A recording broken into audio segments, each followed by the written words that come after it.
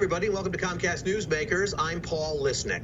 Well, we all sort of take for granted when we see bikers driving down the road on their motorcycles. Maybe they're in groups. Maybe they're off to a race. I wonder where they're going.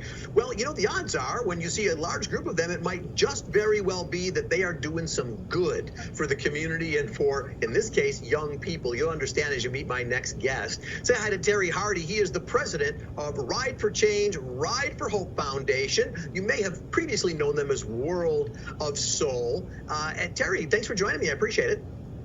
Hey, Paul, thanks for having me. So I know you guys are all about scholarships for young people, African-American youth, and you do it through the biking. Talk to me about what you guys do and what the mission is. Well, our vision is really to bring the community together, not just motorcycling, but the community as a whole through collaboration around issues relating to education, social and cultural reconciliation, with the recreation of motorcycling at the forefront. We've got a mission to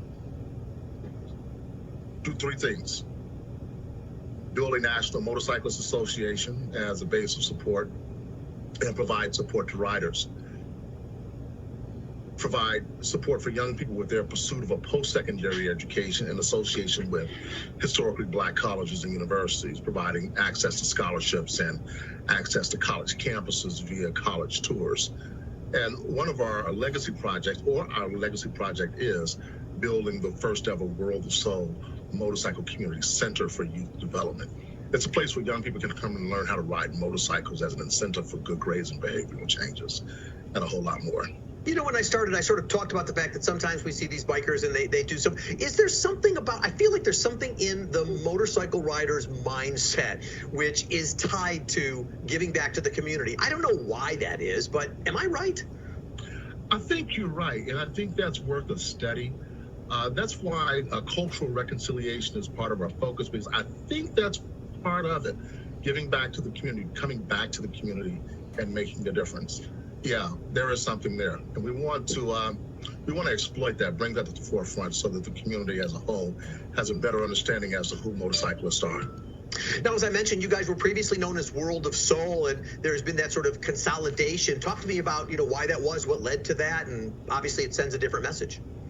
Yeah, we're working to consolidate the operations of World of Soul with Ride for Change, Ride for Hope Foundation, in order to help World of Soul motorcycle community reach its full potential in helping young people reach theirs. So instead of working these two entities, or in our case, about 4 different entities, we brought them all together under the direction of one board and building the infrastructure to move things forward from there. I know I've kind of created this image of these rides happening all the time because I'm intrigued by that, but the truth is there's lots more. There's conferences, there's galas. So talk about sort of the spectrum of what you all do.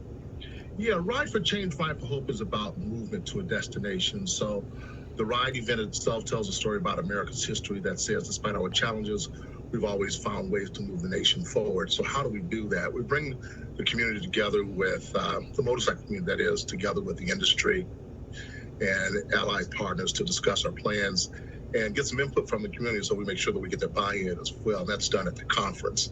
The rally itself is a means to reward the motorcycle community with an event that's specific to their interest.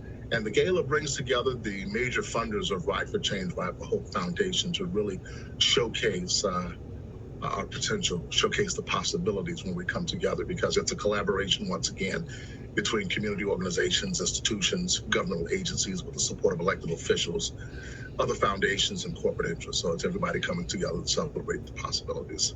How many people, how many members do you have? How many, if there are these events, how many folks are there? Well, the association is currently transitioning its network body of 9,600 motorcyclists and clubs. On average, there's anywhere from 300 to 1,000 folks that will show up at a Ride for Change, Ride for Hope event in cities around the country. Like we've had it in Atlanta, we've had it here in Chicago, we've had it in Delaware, Virginia, Tulsa, Oklahoma.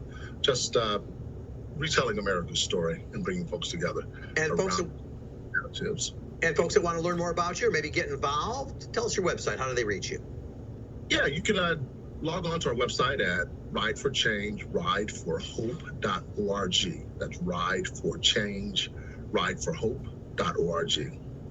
All right, Terry Hardy, the president of Ride for Change, Ride for Hope Foundation. See, I got to say it again so that people hear it. Thank you for the work you do in the community. So important. And let's do that study. We'll work together, do the study about why it is that bikers are so motivated to do things for the community. There's a lot of value in the results of that, I'm sure. And I'm All right. very much wow. Thank you, sir. Thanks for being with me. And thanks to our viewers for watching us here on Comcast Newsmakers. I'm Paul Lisnick. We'll see you next time.